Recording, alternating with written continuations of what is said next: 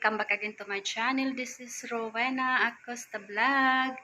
For today's video ay ito na naman, magkakaroon na naman tayo ng simpleng pagluluto upang ma-share ko sa inyo.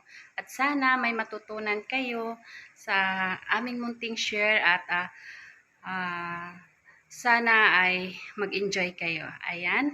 At tara at ako'y inyong muling samahan at tayo'y magluluto ng isang napakasarap na namang menu sa araw na ito.